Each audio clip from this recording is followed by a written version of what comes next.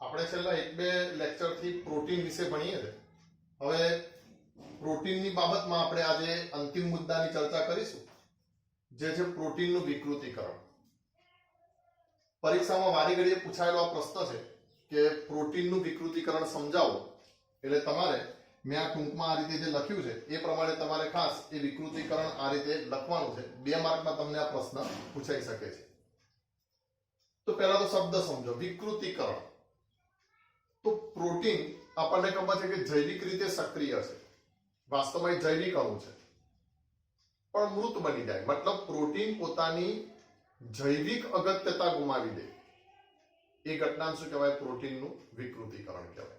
બરાબર? એટલે સાદી ભાષામાં મારે જો વિકૃતિકરણને એક જ વાક્યમાં વર્ણવવું હોય તો પ્રોટીન પોતાની જૈવિક ક્રિયાશીલતા ગુમાવી દે છે, એ ક્રિયાને એ ઘટનાને પ્રોટીનનું વિકૃતિકરણ કહેવાય. બીજું, જૈવિક ક્રિયાશીલતા ધરાવતા પ્રોટીનને શું કહેવાય? પ્રાકૃતિક પ્રોટીન કહેવાય. હવે સવાલ એ કે એમાં વિકૃતિકરણ આવે છે કયા કારણોથી? અને બીજું, વિકૃતિકરણ આવે તો એના બંધારણમાં કેવા પ્રકારના ફેરફારો થાય છે? તો મિત્રો, પ્રોટીનમાં વિકૃતિકરણ જે છે એ ચોક્કસ પ્રકારના ભૌતિક કે રાસાયણિક ફેરફારો કરવાથી આવે છે. જેમ કે તમે પ્રોટીનનું તાપમાન વધારો તો એમાં વિકૃતિકરણ આવી શકે, એ ભૌતિક ફેરફારો આપણે કર્યો. અને બીજું, પ્રોટીન જે છે એના pH માં ફેરફાર કરીએ તો પણ એમાં વિકૃતિ આવી શકે છે.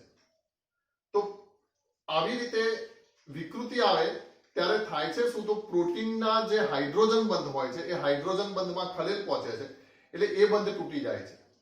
અને આપણને ખબર છે પ્રાથમિક પ્રોટીનમાં પછી અનુક્રમે જેમ જેમ હાઇડ્રોજન બંધ રચાતા જાય છે, બીજા પ્રકારના બંધો પણ જે રચાતા જાય છે, એના કારણે પ્રોટીન દ્વિતીયક બને છે, તૃતીયક બને છે, ચતુર્થક બને છે. તો અહીંયા જ્યારે પણ વિકૃતિકરણ આવે એટલે પ્રોટીનનું જે દ્વિતીયક અને તૃતીયક બંધારણ છે, ખ્યાલ છે ને? દ્વિતીયક અને તૃતીયક બંધારણ કે જે ગોલીય પ્રોટીન રચે છે, તો ગોલીય ભાગ જે છે એ ખુલી જાય છે.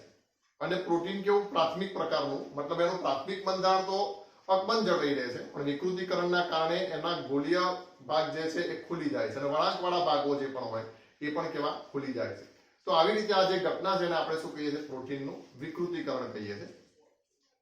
જેમ કે તમે ઈંડાને ઊંચા તાપમાને ઉકાળો, ટૂંકમાં ઈંડાને ઉકાળવું મતલબ આપણે બોઇલ કરવું એમ કહીએ છીએ ને. તો 100 ડિગ્રી તાપમાને ઈંડાને જ્યારે ઉકાળો ત્યારે શું થશે? તો ઈંડાના અંદર જે જરદી હશે, જે પ્રોટીન હશે, એની સફેદી, એ સફેદી જે છે એમાં પણ શું આવશે? વિકૃતિકરણ આવશે. બીજું, દૂધ જે છે એની અંદરનું પ્રોટીન, એ દૂધની અંદર રહેલા બેક્ટેરિયા, લેક્ટોબેસિલસ આપણને ખ્યાલ છે, એ લેક્ટોબેસિલસ બેક્ટેરિયા જ્યારે આથમણ કરશે ત્યારે દૂધમાંથી દહીં બનશે. તો દહીં બનવાની ક્રિયા એ પણ શું છે? દૂધના પ્રોટીનનું વિકૃતિકરણ છે, જેમાં લેક્ટિક એસિડ પછી બને છે. તો હવે જુઓ, એ જ વાતો મેં અહીંયા આગળ લખી છે. તો સૌથી પહેલા શું કહેશું? આપણે પહેલા મુદ્દામાં પ્રાકૃતિક પ્રોટીન કોને કહેવાય એની વાત કરીશું, અને પછી એમાં કેવી રીતે વિકૃતિકરણ આવે છે એની વાત કરીશું. તો જુઓ, જૈવિક પ્રણાલીમાં મળી આવતા ત્રિપરિમાણીય બંધારણ ધરાવતા જૈવિક સક્રિયતાવાળા પ્રોટીનને પ્રાકૃતિક પ્રોટીન કહે છે. મતલબ પ્રાકૃતિક પ્રોટીન કેવું હોય? જૈવિક સક્રિયતાવાળું હોય. બીજું, પ્રાકૃતિક પ્રોટીનમાં તાપમાન કે pH ના ફેરફાર જેવા ભૌતિક કે રાસાયણિક ફેરફાર કરવામાં આવે તો તેના હાઇડ્રોજન બંધમાં ખલેલ પહોંચે છે. ખલેલ ક્યાં પહોંચે? તો હાઇડ્રોજન બંધમાં. પરિણામે ધ્યાન રાખજો, તાપમાનનો ફેરફાર એ કેવો ફેરફાર છે? ભૌતિક. અને pH નો ફેરફાર એ કેવો ફેરફાર છે? રાસાયણિક. પરિણામે તેના ગોલીય અણુઓ ખુલી જાય છે અને સર્પિલ અણુઓ વળાંક રહિત ના થઈ જાય છે. આ રીતે પ્રોટીન તેની જૈવિક સક્રિયતા ગુમાવે છે, જેને પ્રોટીનનું વિકૃતિકરણ કહે છે. વિકૃતિકરણ દરમિયાન પ્રોટીનનું દ્વિતીયક કે તૃતીયક બંધારણ નાશ પામે છે, પરંતુ પ્રાથમિક બંધારણ જળવાઈ રહે છે. બરાબર? એનો મતલબ એમ નહીં કે પ્રોટીનમાં વિકૃતિ આવી એટલે પ્રોટીનનું રાસાયણિક બંધારણ બદલાઈ ગયું, એવું નહીં. શું થાય? પ્રાથમિક બંધારણ તો એવું ને એવું જ પ્રોટીનનું જળવાઈ રહે છે. દાખલા તરીકે, ઈંડાને ઉકાળવાથી તેની સફેદીનું સ્કંદન થાય છે. અને બીજું, દૂધમાંથી દહીંનું બનવું એ પણ વિકૃતિકરણનું ઉદાહરણ છે.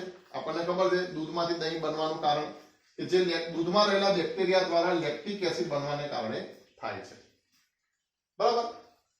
તો આ બુકની અંદર આટલો મુદ્દો આપેલો છે, તમે આનો સ્ક્રીનશોટ પાડી દેજો અને આને આ તમારી પરીક્ષામાં 2 માર્ક માટે લખવાનું છે. બીજું થોડુંક વધુમાં આપણે અહીંયા કને માહિતી લખીએ તો પ્રોટીન જે છે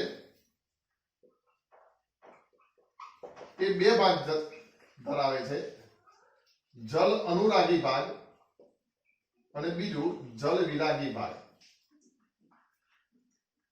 જલ અનુરાગી ભાગ કયા? તો પ્રોટીનની અંદર જે એમાઇન સમૂહ છે એટલે કે NH3+, પછી CONH સમૂહ છે, તો એની અંદર હાઇડ્રોજન બંધ એટલે આંશિક ધન વીજભાર આંશિક ઋણ વીજભાર ઉત્પન્ન થતા હોય. વીજભાર ધરાવતા જે છેડાઓ છે જલ અનુરાગી મતલબ પાણી પ્રત્યેને આકર્ષણ હોય, અને જે હાઇડ્રોકાર્બન શૃંખલા જે છે એ કેવી? જળ વિરાગી. બરાબર? એટલે આ વીજભાર વાળા ભાગ અને આ શું કહી દેશું? હાઇડ્રોકાર્બન શૃંખલા વાળો જે પ્રોટીનનો ભાગ જે છે એ કેવો છે? જળ વિરાગી ભાગ. હવે નંબર 1 તાપમાનમાં ફેરફાર, નંબર 2 pH માં ફેરફાર, નંબર 3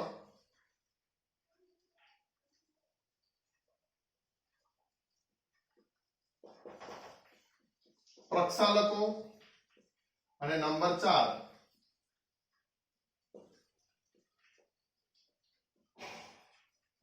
જળ વિરાગી દ્રાવકો. આ બધા પણ શું કરી શકે છે? પ્રોટીનમાં વિકૃતિકરણ લાવી શકે છે. તાપમાનમાં ફેરફાર આપણે જોયું, pH માં ફેરફાર પણ આપણે જોયું. પ્રક્ષાલકો આપણને ખબર છે પ્રક્ષાલકો પણ જળ અનુરાગી જળ વિરાગી ભાગ ધરાવે છે. તો પ્રક્ષાલકો જ્યારે આપણે પ્રોટીનમાં ઉમેરીએ તો પ્રોટીનનો જળ વિરાગી ભાગ જે છે એમાં ખલેલ પહોંચે છે અને તેમાં વિકૃતિ જોવા મળે છે. કેટલાક ચોક્કસ દ્રાવકો, તૈલી દ્રાવકો જે છે એ પણ પ્રોટીનની અંદર શું કરી શકે છે? વિકૃતિ લાવી શકે છે. એ પણ કોનામાં? જળ વિરાગી ભાગમાં શું લાવે છે? વિકૃતિ લાવે છે. બરાબર? તો આવી રીતે પ્રોટીનમાં જુદા જુદા કારણોસર વિકૃતિ આવી શકે છે. ઘણી વખત પ્રોટીનમાં વિકૃતિ લાવવું જરૂરી પણ બને છે. દાખલા તરીકે જે કેટલીક ક્લિનિકલ ટેસ્ટ થતી હોય, જેમ કે રુધિર લોહી નો આપણે રિપોર્ટ કઢાવતા હોઈએ તો લોહીમાં આપણને ખબર છે કે હિમોગ્લોબિન જે છે એ શું છે? એક પ્રકારનું પ્રોટીન છે. તો એ ટેસ્ટની અંદર માની લો કે ચલો આપણને લોહીની અંદર આપણે શું કરવું છે કે કોઈ થાઇરોઇડનો ટેસ્ટ કરવો છે કે આયોડિનની ઉણપ છે કે આયોડિન વધારે પ્રમાણમાં છે. તો એ ટેસ્ટ માટે જે ઘટકો ઉમેરવામાં આવે છે એમાં આ પ્રોટીન વચ્ચે નડે છે. મતલબ આપણે જે ઘટક ટેસ્ટ માટે ઉમેરીએ છીએ, જે રાસાયણિક પદાર્થ, એ કોની જોડે પ્રક્રિયા કરી લે છે? પ્રોટીન જોડે પ્રક્રિયા કરી લે છે. એટલા માટે થાય છે શું કે ટેસ્ટ આપણને ચોક્કસ મળતા નથી. એટલે એવી કેટલીક રાસાયણિક કસોટીઓ જે છે, ક્લિનિકલ કેમિસ્ટ્રી ટેસ્ટ છે, કે એની અંદર પ્રોટીનનું સ્કંદન કરી અને તેને દૂર કરવું જરૂરી હોય છે. અને સ્કંદન કરવા માટે શું કરવું પડે? પ્રોટીનનું વિકૃતિકરણ કરવું પડે. તો એના માટે પ્રોટીનમાં એટલે કે રુધિરમાં શું નાખવામાં આવે છે? ક્લોરોએસિટિક એસિડ નાખવામાં આવે છે.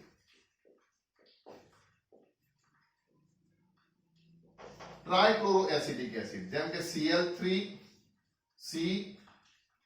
આવું એસિડિક એસિડ કોને કહેવાય? CH3COOH ને કહેવાય ને. તો 3H ની જગ્યાએ શું મૂકી દઉં? 3Cl. તો Cl3CCOOH આને શું કહેવાય? ટ્રાઇક્લોરોએસિટિક એસિડ. જે પ્રબળ ક્લોરોકાર્બનિક એસિડ છે, આ ટ્રાઇક્લોરોએસિટિક એસિડ ને રુધિરમાં ઉમેરી પહેલા એના પ્રોટીનનું સ્કંદન કરી લેવામાં આવે છે અને પછી જરૂરી જે ટેસ્ટ જે છે એ પછી કરવામાં આવે છે. આ એટલા માટે કીધું કે આ વધારાની માહિતી એકાદ વખત પરીક્ષામાં પૂછાઈ ગયેલી છે, નીટ અને JEE જેવી પરીક્ષામાં. અને બીજું કે જૂના કોર્સની અંદર આ થોડીક માહિતી આપેલી હતી એટલે મેં તમને આ વધારાની માહિતી થોડી કીધી. બરાબર? તો આ રીતે આપણને પ્રોટીનમાં વિકૃતિકરણ જોવા મળે છે.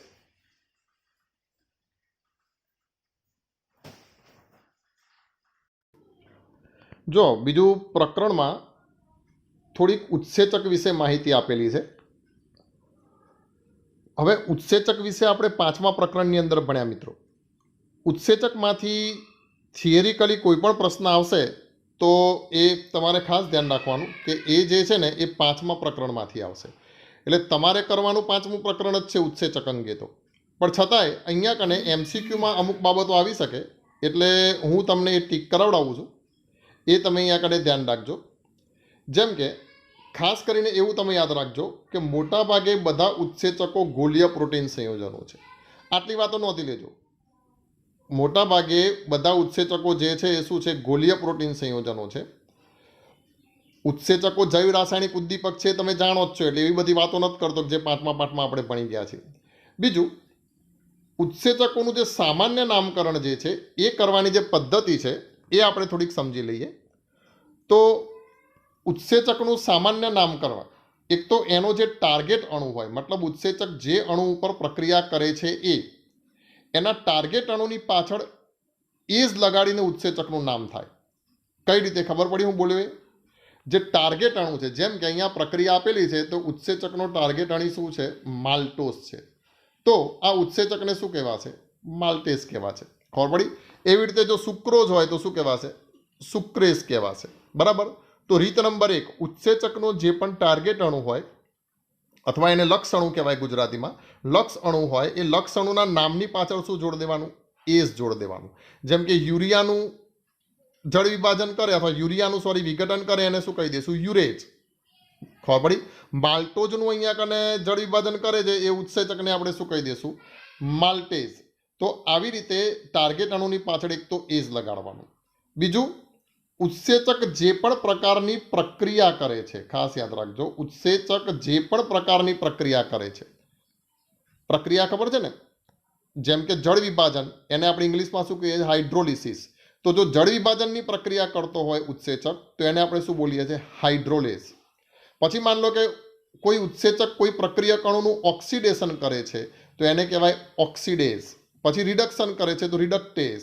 અથવા કોઈ ઉત્સેચક એવો છે કે જે બંને પ્રક્રિયા કરે છે, એટલે જો અહીંયા આપેલું છે કે જે ઉત્સેચકો પ્રક્રિયાર્થીના ઓક્સિડનને ઉદ્દીપિત કરે છે અને સાથે સાથે બીજા પ્રક્રિયાર્થીના રિડક્શનને ઉત્તેજિત કરે છે તેમને ઓક્સિડો રિડક્ટેઝ ઉત્સેચક એવું નામ આપવામાં આવે છે. પછી તમને ખબર છે મિત્રો, ઇન્વર્ટેઝ એવું આપણે બોલીએ છીએ ને, તો આપણને ખબર છે હવે કે સુક્રોઝ એ શું છે? સુક્રોઝનું જળ વિભાજન થાય એટલે આપણને શું મળે છે? ગ્લુકોઝ અને ફ્રુક્ટોઝ. તો એને આપણે શું કહીએ છીએ? ઇન્વર્ટ સુગર કહીએ છીએ ને. એટલે જે ઇન્વર્ટ સુગરનું જળ વિભાજન કરે એવા ઉત્સેચકને શું કહેવાય? ઇન્વર્ટેઝ. બરાબર? તો આવી રીતે સામાન્ય નામ એનું બે રીતે થતું હોય છે. એક તો ટાર્ગેટ અણુની પાછળ એજ લગાડી દેવાનો, અથવા ઉત્સેચક જે પણ પ્રકારની પ્રક્રિયા કરતો હોય એ પ્રક્રિયાના નામની પાછળ આપણે શું લગાડી શકીએ? એજ લગાડી શકીએ. બરાબર? બીજું, અહીંયા એમ કહે છે કે ઉત્સેચકની ક્રિયાવિધિ. તો ઉત્સેચકની જે ખાસ ક્રિયાવિધિ છે એ પણ આપણે ચોથું પ્રકરણ જે છે એમાં ઉદ્દીપકની ક્રિયાવિધિની અંદર આપણે સમજવાનું છે. પાંચમા પાઠમાં પણ આપણે ઉત્સેચકની ક્રિયાવિધિ, જે તાળા ચાવી વાળી જે ક્રિયાવિધિ હતી એ તાળા ચાવી વાળી ક્રિયાવિધિ ભણ્યા છીએ, એટલે એ પણ આપણે પાંચમા પાઠમાંથી જ જોવાનું છે. પણ અહીંયા આપણે એક બે વાક્ય ખાસ ધ્યાનમાં રાખીશું કે ઉત્સેચક શું કરે છે. તો ઉત્સેચક સક્રિયકરણ ઉર્જામાં ઘટાડો કરે છે. ઉત્સેચકો સક્રિયકરણ ઉર્જાની વધુ માત્રાને ઘટાડે છે. ખાસ યાદ રાખજો. ઉત્સેચક કયો કે પછી ઉદ્દીપક કયો, એ શું કરશે? સક્રિયકરણ ઉર્જાને ઘટાડે છે અને એ રીતે એ પ્રક્રિયાનો વેગ વધારે છે. આ એક વાક્ય ગોખી જ નાખો. ઉત્સેચક કે ઉદ્દીપક કેમ પ્રક્રિયાનો વેગ વધારે છે? કેવી રીતે? તો શું કહેવાનું કે ઉત્સેચક કે ઉદ્દીપક જે છે એ સક્રિયકરણ ઉર્જા ઘટાડે છે અથવા તો સક્રિયકરણ ઉર્જાની વધુ માત્રાને ઘટાડે છે અને આ રીતે તે પ્રક્રિયાનો વેગ વધારે છે. બરાબર? આ સક્રિયકરણ ઉર્જાને બધું આપણે ચોથા પાઠની અંદર જોઈશું. જેમ કે સુક્રોઝના એસિડ જળ વિભાજન માટેની સક્રિયકરણ ઉર્જા છે 6.22 કિલોજૂલ મોલ ઇનવર્સ. જ્યારે ઉત્સેચક સુક્રેઝ દ્વારા જ્યારે તમે એનું જળ વિભાજન કરો તો એ ઉર્જા ઘટીને કેટલી થઈ જાય છે? 2.15 કિલોજૂલ પ્રતિ મોલ થઈ જાય છે. બરાબર? તો ઉત્સેચક વિશે આટલી જ સામાન્ય માહિતી યાદ રાખજો. એનું નામકરણ કઈ રીતે થાય, એ ઉત્સેચકો શું છે, તો જૈવ રાસાયણિક ઉદ્દીપકો છે એ, અને ઉત્સેચક પ્રક્રિયાનો વેગ કેવી રીતે વધારે, તો એ સક્રિયકરણ ઉર્જા ઘટાડે, અને મોટાભાગે બધા ઉત્સેચકો શું છે? તો ગોલીય પ્રોટીન સંયોજનો છે. બસ એટલી માહિતી આપણે ખાસ ઉત્સેચક વિશે આ પ્રકરણમાંથી યાદ રાખીએ. આવી રીતે જૈવિક અણુઓની અંદર આપણે પહેલાં કાર્બોહાઈડ્રેટની માહિતી મેળવી, એના પછી પ્રોટીન વિશે જોયું, પછી ઉત્સેચક વિશે, અને હવે જોઈશું આપણે વિટામિન સંયોજનો વિશે માહિતી મેળવીશું. તો વિટામિન તમને ખબર છે ઘણા ફેશનમાં બોલતા હોય વાઇટામિન, બરાબર, પણ વાસ્તવમાં જે સાચો શબ્દ જે છે એ મિત્રો વિટામિન જ છે. પહેલાં એવું મનાતું હતું કે વાઇટલ વત્તા એમાઇન, મતલબ વિટામિન સંયોજનો જે છે એમાં એમાઇન સમૂહ હોવા જોઈએ. એટલે વાઇટલનો મતલબ થાય જીવંત, અને એમાઇન એટલે કે એમાઇન સમૂહ ધરાવતા જીવંત અણુઓ, એટલા માટે કહેવાતું વાઇટામાઇન, બરાબર. પણ પછી એ માન્યતા ખોટી નીકળી. વિટામિનમાં એમાઇન સંયોજનો હોય એવું જરૂરી નથી હોતું. એટલે પછી વાઇટામાઇનમાંથી ઈ કાઢી નાખવામાં આવ્યો અને વાઇટામાઇનને જગ્યાએ બદલે કયો શબ્દ, તો વિટામિન શબ્દ જે છે એ પ્રચલિત થયો. તો આ તો મેં તમને એક સાદી માહિતી આપી, પણ અહીંયા જુઓ, અહીંયા લખેલું છે કે વાઇટામાઇન છે ને, અહીંયા આનો ઉચ્ચાર શું થશે? વાઇટામાઇન. શબ્દ શું છે? વાઇટલ વત્તા એમાઇન શબ્દના આધારે બનેલો હતો. પણ મેં કીધું ને, હાલમાં આ ઈ અક્ષરને દૂર કરી દેવામાં આવ્યો છે, એટલે એને હવે શું કહેવામાં આવે છે? વિટામિન કહેવામાં આવે છે, બરાબર. તો આવા વિટામિનની પણ અહીંયા કને સામાન્ય માહિતીઓ, થોડીક માહિતી આપણને અહીંયા કને આપેલી છે. તો એમ કહે છે કે કેટલાક કાર્બનિક સંયોજનોનો થોડો જથ્થો આપણા શરીરમાં જરૂરી હોય છે, પરંતુ તેમની ઉણપના કારણે રોગો થાય છે. આ સંયોજનોને વિટામિન સંયોજનો કહે છે. તમને ખબર છે મિત્રો કે તમારા ભણવામાં પાઠ આવતો પેલા ત્રુટિજન્ય રોગો, જે વિટામિનની ઉણપથી ખાસ કરીને થતા હોય. એટલે વિટામિન આપણા શરીરમાં ખૂબ જ ઓછું પ્રમાણ જરૂરી હોય. વિટામિનનું લગભગ માઇક્રોગ્રામ લેવલે વિટામિનનું પ્રમાણ જરૂરી હોય છે. પણ છતાં પણ જો એ વિટામિન આપણને ના મળે તો આપણા શરીરમાં ચોક્કસ પ્રકારના રોગો થાય છે. એટલે વિટામિન એ આપણા શરીર માટે ખૂબ જ આવશ્યક ઘટકો છે. બીજું પણ એક 5મા ચેપ્ટરમાં આપણે ભણ્યા કે ઉત્સેચકો શું કરે છે? તો પ્રક્રિયાનો વેગ વધારે છે. બીજું, ઉત્સેચકોની સક્રિયતા વધારતા પદાર્થોને આપણે શું કહીએ છીએ? ઉત્સેચક પ્રવર્ધકો કહીએ છીએ. તો વિટામિન જે છે એ ઉત્સેચક પ્રવર્ધક તરીકે વર્તે છે મિત્રો. વિટામિન એક અર્થમાં શું કરે છે? ઉત્સેચકની પણ સક્રિયતાને વધારે છે. એટલા માટે વિટામિન જે છે એ આપણા શરીરમાં ખૂબ જરૂરી છે, પણ હા, ખૂબ થોડી માત્રામાં.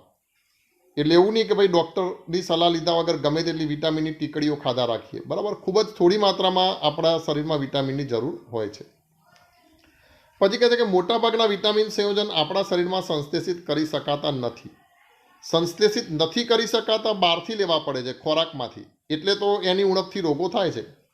પરંતુ વનસ્પતિઓ મોટે ભાગે વિટામિન સંયોજનને સંશ્લેષિત કરી શકે છે. તેથી તે આવશ્યક ખાદ્ય ઘટકો તરીકે ગણવામાં આવે છે. આવશ્યક ખાદ્ય ઘટકો ખબર છે ને? ખાદ્ય ઘટકો બે પ્રકારના, બિનઆવશ્યક અને આવશ્યક. બિનઆવશ્યક મતલબ કે જેનું સંશ્લેષણ આપણા શરીરમાં થતું હોય, અને આવશ્યક મતલબ આપણું શરીર એનું સંશ્લેષણ કરતું ના હોય અને બહારથી ખોરાક ઉપર આધાર રાખવો પડે છે. છતાં એમ કહે છે કે અન્નનળીમાં રહેલા બેક્ટેરિયા આપણને જરૂરી એવા કેટલાક વિટામિન સંયોજનો ઉત્પન્ન કરી શકે છે. પછી એમ કહે છે કે વિટામિન સંયોજનો વિશિષ્ટ જૈવિક કાર્યોને થવા માટે આહારમાં આવશ્યક અને કાર્બનિક પદાર્થો છે, જેનાથી સજીવોની અનુકૂળતમ વૃદ્ધિ અને સ્વાસ્થ્યનો સામાન્ય નિભાવ થાય છે. જવા દઈએ આ લીટીને.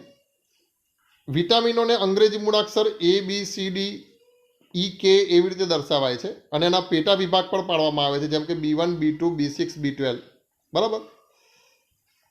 અહીંયા પણ જો એ જ વાત કીધી છે. વધુ પડતા વિટામિન સંયોજનો પણ નુકસાન કરતા હોય છે, તેથી ડૉક્ટરની સલાહ વગર વિટામિનની ટીકડીઓ લેવી જોઈએ નહીં. તો આવી રીતે વિટામિનની સામાન્ય માહિતી આપેલી છે. વિટામિનવાળો ભાગ જે છે એમાં ખાસ કરીને આપણે વિટામિનનું વર્ગીકરણ જે છે સમજવાનું છે. અને તમને વિટામિનમાંથી ધ્યાન રાખજો, થિયરી નહીં પણ એક MCQ ફરજિયાત પૂછાશે કે કયા વિટામિનનું શું નામ છે, અને એ વિટામિનની ઉણપથી કયો રોગ થાય, અને એ વિટામિન શેમાંથી મળે છે. તો એનું કોષ્ટક પુસ્તકમાં આપેલું જ છે. તો આ પ્રશ્ન પછી આપણે કોષ્ટક વિશે વાત કરીએ. હવે આપણે જોઈશું વિટામિન સંયોજનોનું વર્ગીકરણ. તો વિટામિનને બે ભાગમાં વહેંચવામાં આવે છે. એક તો ચરબી દ્રાવ્ય વિટામિન અને બીજું પાણીમાં દ્રાવ્ય વિટામિન સંયોજનો. ચરબી દ્રાવ્ય વિટામિન કયા કયા છે? તો MCQ માટે ખાસ યાદ રાખી લેજો, ADEK. અને વિટામિન B કોમ્પ્લેક્સ મતલબ બીના ટોટલ જે વિટામિન છે એ, અને વિટામિન C, એ બંને શેમાં દ્રાવ્ય છે? પાણીમાં દ્રાવ્ય છે. બીજી એક તમને વધારાની માહિતી આપી દઉં. મૌખિક માહિતી છે એટલે તમારે નોંધવી હોય તો નોંધી લેજો. હમણાં એક નવા વિટામિનની શોધ થઈ છે, વિટામિન એચ. ધ્યાન રાખજો. શું? Vitamin H. એ જે વિટામિન એચ જે છે એને બાયોટીન કહેવાય છે. પાછું આંગળીથી લખીશ એટલે અક્ષર સારા નહીં આવે, પણ ધ્યાન રાખી લેજો. વિટામિન એચને શું કહેવાય છે? બાયોટીન. બરાબર. તો એ બાયોટીન જે છે વિટામિન એચ, જે ચરબી અને પાણી બંનેમાં કેવું હોય છે? અદ્રાવ્ય હોય છે. તો વિટામિનમાં આપણે બે ભાગ પાડીશું. એક ચરબીમાં દ્રાવ્ય વિટામિન, બીજું પાણીમાં દ્રાવ્ય વિટામિન. ચરબી દ્રાવ્ય ADEK, પાણીમાં દ્રાવ્ય B અને C.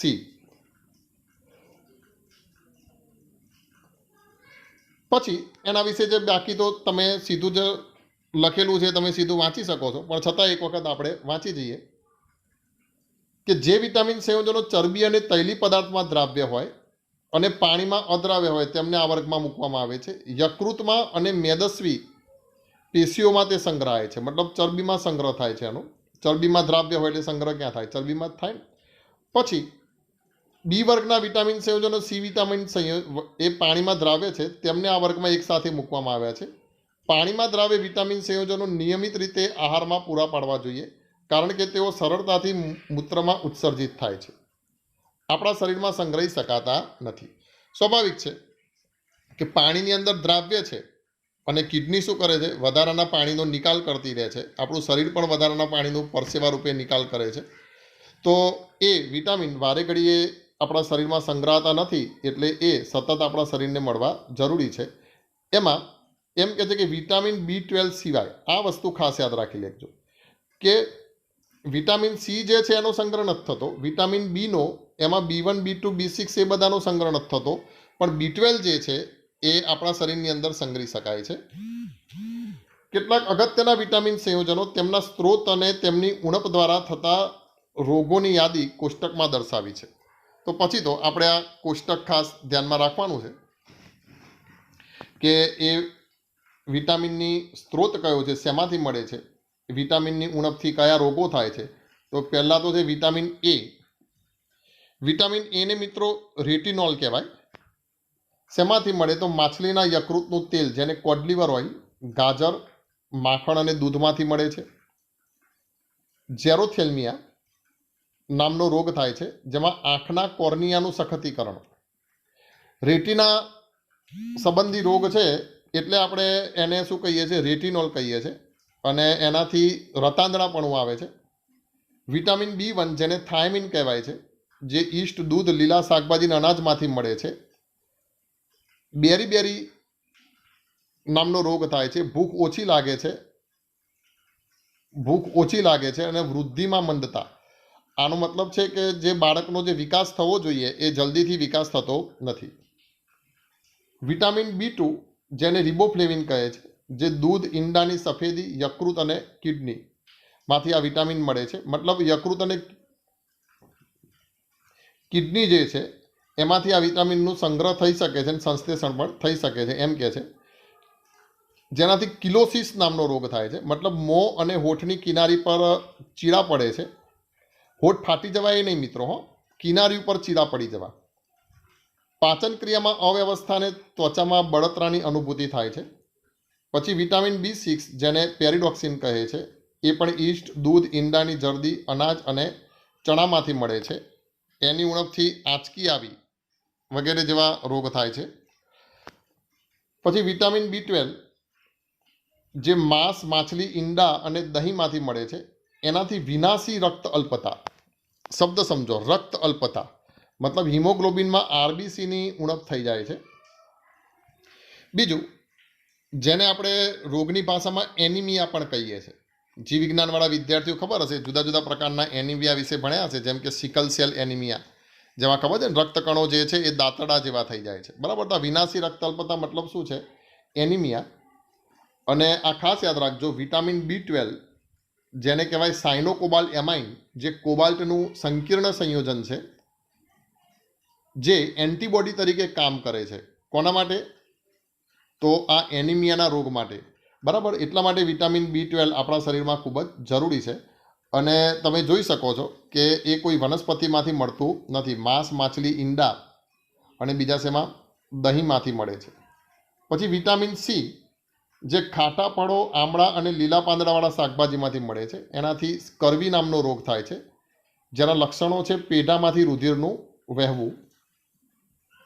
પછી વિટામિન ડી સૂર્યપ્રકાશનો સંપર્ક માછલી અને ઈંડાની જરદીમાંથી આપણને મળે છે. સૂર્યપ્રકાશના સીધા સંપર્કથી આપણને વિટામિન ડી મળે છે મિત્રો, જેનાથી રેક્ટસ નામનો રોગ થાય છે, એટલે કે બાળકોમાં હાડકાની વિકૃતિ અને ઓસ્ટિયોમેલેસિયા મતલબ પુખ્ત લોકોમાં હાડકાં પોચા બનવા અને સાંધાનો દુખાવો થવો. હાલમાં ખબર છે કે આપણે મોટાભાગના બધા પેલા એસી આવી ગયા, એસીમાં રહેતા થઈ ગયા, તાપમાં રખડવાનું બંધ કરી દીધું. એના કારણે આ હાડકાના રોગો જે છે એ વધુ આપણામાં જોવા મળે છે. વિટામિન ઈ વનસ્પતિ તેલ જેવા કે ઘઉં અંકુરણ તેલ, સૂર્યમુખી તેલ વગેરે. ઘઉં અંકુરણ તેલ, સૂર્યમુખી તેલ મતલબ વનસ્પતિ તેલ ઘઉંના અંકુરણથી મળે એ તેલ, પછી સૂર્યમુખીનું તેલ, એમાંથી આ વિટામિન ઈ મળે છે. આરબીસીએસની નાજુકતામાં અને સ્નાયુની નબળાઈમાં એ વધારો કરે છે. પછી જે વિટામિન કે જે લીલા પાંદડાવાળા શાકભાજીમાંથી મળે છે, રુધિર ગંઠાવાની સમસ્યામાં વધારો થાય છે. મતલબ એનાથી શું થઈ જાય છે? રુધિર ગંઠાવાની સમસ્યા. હવે આ લોકોની ભાષા જેવી હોય કે ગંઠાવાની સમસ્યા મતલબ બહુ બધું ગંઠાઈ જાય છે તો એ સમસ્યા કહેવાય. અને બીજા નંબરમાં રુધિર ગંઠાતું જ નથી તો એ સમસ્યા કહેવાય. બરાબર. તો આ વિટામિન કેની ઉણપથી રુધિર જલ્દીથી ગંઠાતું નથી, કારણ કે એનાથી પેલા પ્લેટલેસ કણો જે કહીએ ને, ત્રાક કણિકાઓ કે જે રુધિર ગંઠા માટે જવાબદાર હોય, એનું પ્રમાણ જે છે એ કેવું ઓછું થઈ જાય છે. તો આ કોષ્ટક જે છે આપણે ખાસ યાદ રાખવાનું છે. તમને એક એમસીક્યુ કોષ્ટકમાંથી આવશે. બીજું, તમારે આ દરેક વિટામિનને કયા નામથી બોલાવાય છે એ તમારે ખાસ યાદ રાખવાનું છે. જેમ કે વિટામિન સીને એસ્કોર્બિક એસિડ કહેવાય, વિટામિન B6ને પેરિડોક્સિન કહેવાય. તો પ્રત્યેક વિટામિનને એક ચોક્કસ નામથી બોલાવાય છે, અને એ યાદ રાખવા માટે હું તમને બોર્ડ ઉપર લખી અને એની એક ટ્રીક બતાવું કે જેથી તમે આ વિટામિનના નામ યાદ રાખી શકો.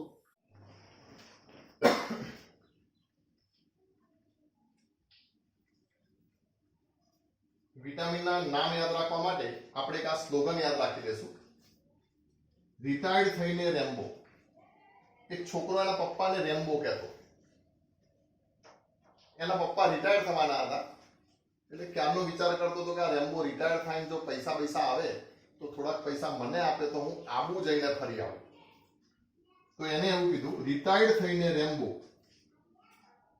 પૈસા એક આપે તો ફરી આવું. ફરીથી, રિટાયર્ડ થઈને રેમ્બો, પૈસા એક આપે તો ફરી આવું. તો રિટાયર્ડ ઉપરથી આપણે લઈશું રેટિનોલ.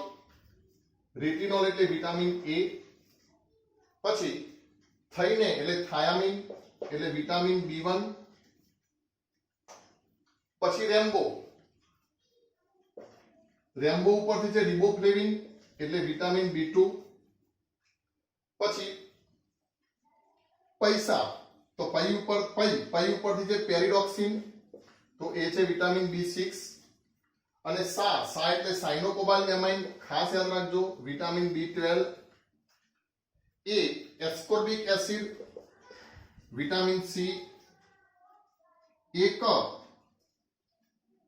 કેલ્સીફેરોલ, ક ઉપરથી કેલ્સીફેરોલ એટલે વિટામિન ડી. આપે તો આલ્ફા ટોકોફેરોલ, ABCD. પછી ઈ ફરુ આબુ મતલબ ફિલોપિનોલ, તો વિટામિન કે.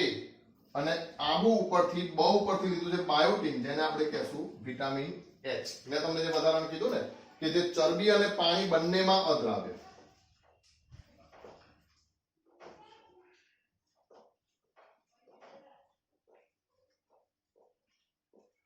બાયોટિન. રેટિનોલ મેં કીધું કે પેલા આંખના રેટિના સાથે સંકળાયેલ છે, રતાંગણાપણાનો રોગ થાય એટલે એને આપણે રેટિનોલ એવું કહીએ છીએ. પછી બીજું, પેટનિસિયસ એનિમિયાનો પ્રતિદ્રવ્ય છે આ. ખાસ યાદ રાખજો આના વિશે, પેર્નિસિયસ એનિમિયા નો પ્રતિદ્રવ્ય, પ્રતિદ્રવ્યને તમે શું કહો છો બાયોલોજીમાં અથવા ઇંગ્લિશમાં શું કહો, એન્ટીબોડી કહો છો, તો એન્ટીબોડી. વિનાશી રક્ત અલ્પતા થતી હોય તો આ B12 ની ઉણપ હોય. મોટે ભાગે એ વનસ્પતિમાંથી તેમાંથી મળતું નથી અને આપણે શાકાહારી ખોરાક ઉપર આધાર રાખનારા બધા જીવો છીએ મોટે ભાગના તો, એટલે જેના ઘરે નોન વેજીટેરિયન ખોરાક ઓછો ખવાતો હોય, જે નોન વેજીટેરિયન હોય એ લોકો, એટલે વેજીટેરિયન ઓછું ખવાતું હોય અથવા નોન વેજીટેરિયન હોય તો એ લોકોમાં આ પ્રોબ્લેમ ઓછો જોવા મળે છે. પણ છતાંય મેં તમને કીધું કે દહીંમાંથી આપણને વિટામિન B12 મળી શકે છે. પછી એસ્કોર્બિક એસિડ જે વિટામિન સી નું પ્યોર ફોર્મ છે, આમળામાં સૌથી વધારે હોય છે. કેલ્સીફેરોલ, હાડકાનું બંધારણ શેનું હોય તો કેલ્શિયમ કાર્બોનેટ, તો કેલ્શિયમની ખાસ જરૂર આપણને પડે. તમને ખબર હોય બોર્નવિટામાં પેલી જાહેરાત આવે છે કે દૂધ કા કેલ્શિયમ પચાએગા કોણ, ખબર છે ને એવું કાંક. તો દૂધની અંદર કેલ્શિયમ તો છે પણ કેલ્શિયમ પચવું પણ જોઈએ ને, મતલબ કેલ્શિયમ નું પાચન થઈને એનું હાડકાનું નિર્માણ પણ થવું જોઈએ ને. તો જે કેલ્સીફેરોલ જે છે તો દૂધનું કેલ્શિયમ કોણ પચાવશે, તો વિટામિન ડી પચાવશે. સૂર્યનો સીધો તડકો આપણી શરીર ઉપર પડવો જોઈએ, સનસ્ક્રીન લોશન લગાવીને જઈએ એવો નહીં, કાચ પાછળ ઉભા રહીએ એવો નહીં, સીધો તડકો આપણા શરીર ઉપર પડે તો કેલ્સીફેરોલ જે છે એ આપણા શરીરની અંદર બને છે અને તેનાથી હાડકા મજબૂત થાય છે. એ જ રીતે આપે તો આલ્ફા ટોકોફેરોલ, ફિનોપિલોન અને બાયોટિન. બરાબર. તો આ રીતે આપણે આ બધા જૈવિક અણુઓ, હવે એક બે જૈવિક અણુ બાકી રહ્યા, બાકી કાર્બોહાઈડ્રેટ, પ્રોટીન, વિટામિન અને ઉત્સેચકો, એટલા આપણે જૈવિક અણુ 4 પૂરા કર્યા.